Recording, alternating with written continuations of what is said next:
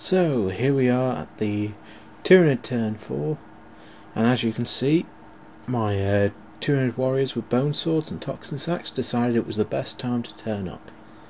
And here they are coming on from the edge of the board, as you can see there, and heading towards the nearest enemy unit.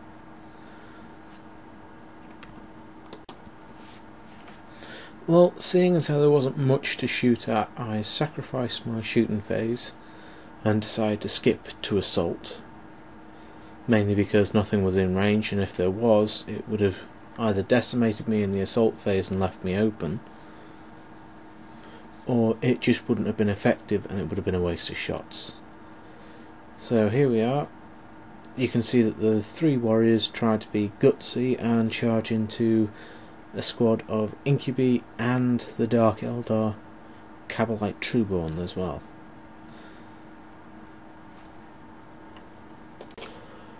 Right, here's Tyranid combat step 4. When the warriors decided to charge in, they went last, mainly because they had a lower initiative than the Incubi and the Cabalite Trueborn. Being Incubi, the Incubi were using their strength 4 power weapons and the onslaught ability, which meant that if they ever rolled 6s on their wounds, they gained an additional attack. So he made several extra attacks and stripped more wounds off my Tyranid warriors.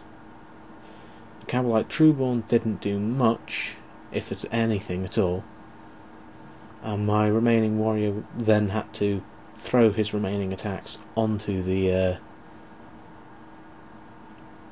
what they call the Cabalite Trueborn. He gutted a couple of those, but he still lost combat by lots, and lost a couple of wounds to fearless saves. Meanwhile, on the other side, my remaining Zoanthrope, mainly because his friend lost a wound in close combat against the Talos, who once again rolled a 6. So that was another 7 attacks. And this turn, no, I didn't lose fearless saves, so I was just left sat there waiting for the next turn to happen, and in the next turn you'll see exactly what will happen. Now we are on to Dark Eldar turn 5. You can see here that for this one it was pretty much bug hunt from the rest of the game onwards. The Incubi inside the Venom decided to pop out and were preparing to retaliate against the Tyranid warrior on his lonesome, while most of the army just sat still and prepared to lay into what was left in the open battlefield.